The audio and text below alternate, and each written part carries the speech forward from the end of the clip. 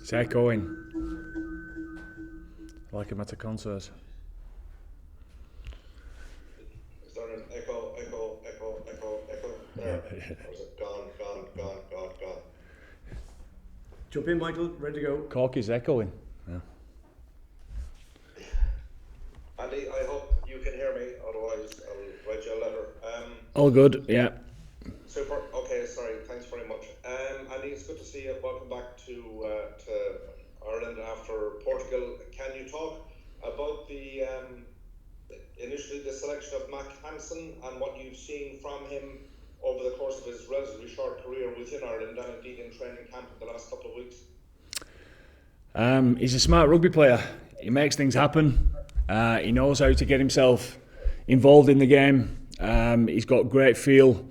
He's got a good skill set across the board.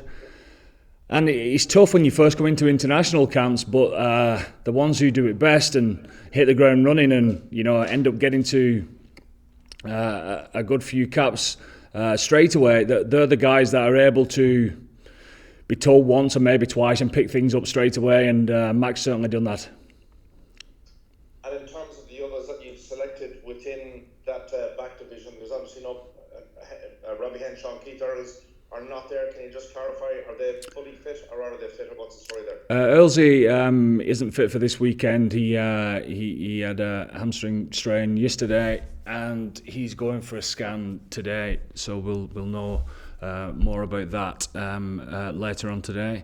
But he's out, and Robbie had a little bit of a niggle on an adductor towards the end of last week. A good few days of rehab has got him back up to speed again, so he missed a couple of sessions there, and that allowed the other three guys to get through their work. So Robbie's fine, but the rehab has done him good, so Bundy and Ringer get to start. And just another question, if you don't mind, just your impressions of Wales and the Welsh team that's been selected. Well, it's a good side. I mean, you look at the back line. There's danger all over, isn't there? So they talk about the people that they've not got. I suppose the people that have got the opportunity this week they will add to the depth, I'm sure, by performing like they always do when they put a red jersey on. Cheers, lad. Thanks. Thank you. Cheers, Corky.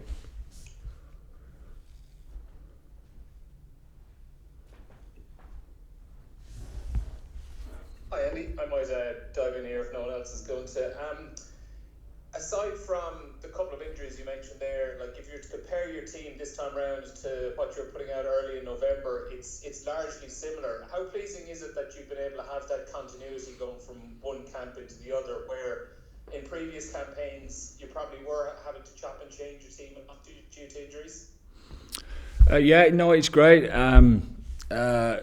Camp was fantastic. We certainly prepared very well, and there's a reason for that, because of exactly what you've just explained. Continuity, etc. People coming into camp and hitting the ground running. So very happy with how things have gone so far. We keep on building for the rest of the week and ready to perform on Saturday.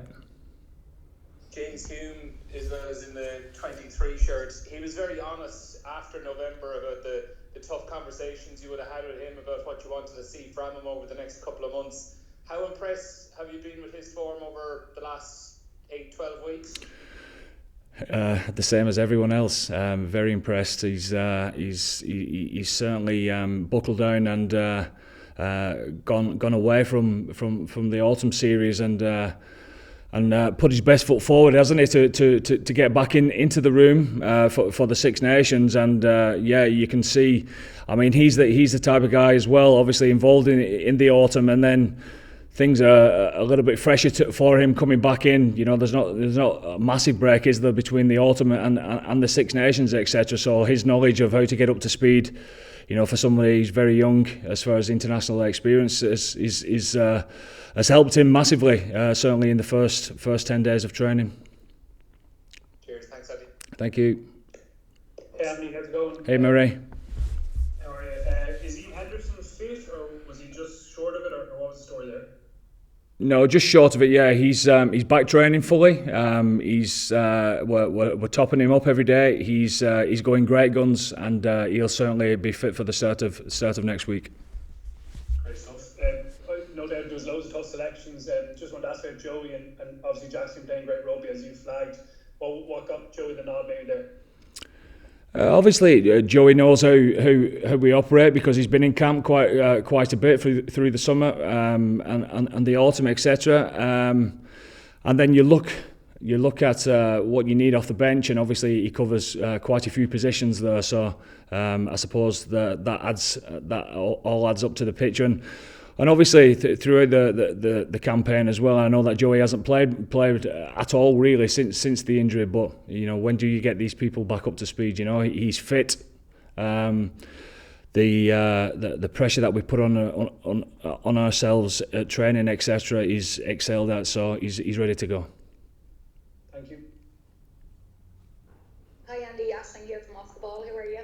Very well, thanks. Are you? So just on the bench, we mentioned there Ulster's James Hume, and there's also Dan Sheehan that's in there. They're on standby for their Six Nations debuts. You'd be hoping that they can come on and make a big impact. That'll be important. They're determined lads, and they certainly want more caps. You know. Look, I've been super impressed with the two lads that you mentioned. They're not just trying to fit in, you know. They're trying to add, and they'll be hungry. I'm sure throughout this competition to get some starts in the Six Nations, and that's exactly what we want as far as competition is concerned. And how has preparation gone? How would you sum it all up? Did you have enough time, and do you feel you're prepped and ready to go for Saturday? You always want more time, but unfortunately you don't get it, and that's the art of international rugby that I've talked about time and time again. You know, you've 12 days to get ready to be at your best, and there's no excuses. We know how to do that. We know how to prepare, and we expect ourselves to be at our best. And just the last one for me, there's a lot of talk around Wales obviously at the minute, but a lot of people writing them off. Obviously that's not how you'll be thinking going into the game. What do you make of all that? No, it's all irrelevant to us. You know, Wales are a fantastic side. Look at the history; it tells it all, really, doesn't it? Really, but it's all about us. It's all about us, our preparation and our performance, and we want to keep pushing the boundaries as far as that's concerned. So, that's what we've been concentrating on. We'll see if we can perform on Saturday. Great, Andy. Thank you. Thank you. Hi, Andy. A couple of the Ulster boys have gone back up the road for the weekend. Rob Ballacoo, Mike Larry and Nick Timoney. Is that just a case of getting them a bit more game time? Will they be back in the camp starting next week? They'll be back, yeah. They're getting opportunities to play on Friday, so that'll be great for them. They'll come back into camp on Sunday night. And just generally looking at the camp dynamic, I know Peter Mahoney at the end of November said if you could bottle the kind of atmosphere of the camp from that whole month, you could. He said it was one of the best times of his career. As the week there in Portugal, has the mood been kind of similar to what you were able to get a few months back? Yeah, the balance is good. Portugal was great because we worked unbelievably hard. Like, you know, there was just us there. It was a great camp. The lads gelled, but more than anything, they were pushing each other hard. You know, day in day out to get ready to be prepared to get to a point where we know we're going to improve. So very happy with how things have gone so far. Gutted for Keith Earls that he's not involved. Rob Herring had a calf injury as well, which will set him back maybe a week or two.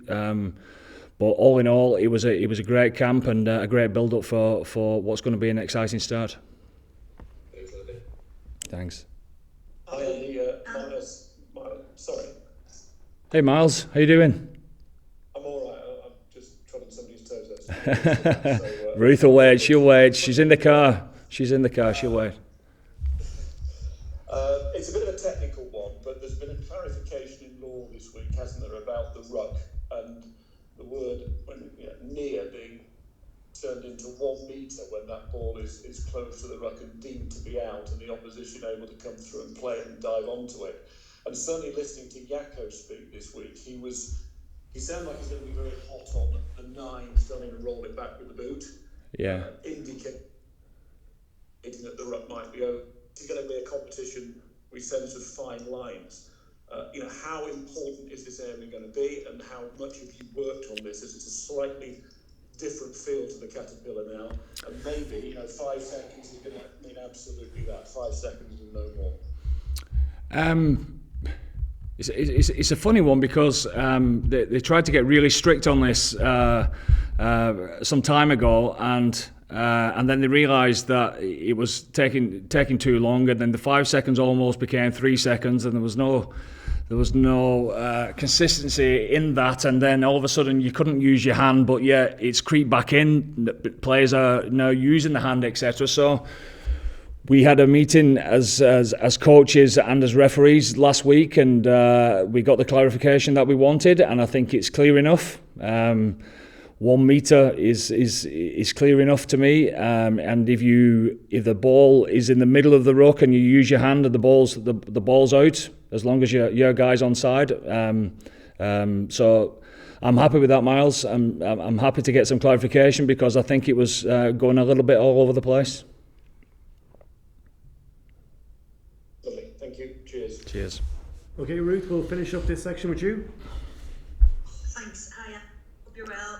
Robert Balogun has been mentioned there. I just wonder how close he came to your selection this week, and what more you would like to see from him, to make that match day 23. He's certainly close. To be fair to Rob, he came in and he had a little bit of a niggle of a hamstring, nothing too serious. Just set back his preparation just a little bit towards the end of last week. He's fine now. He's trained away with us as well. Mack got the upper hand as far as this preparation is concerned. He gets the chance to shine, and Rob will play his part through the competition, I'm sure. Thank you. Good luck. Thanks. Okay, folks, we'll switch over to the environment.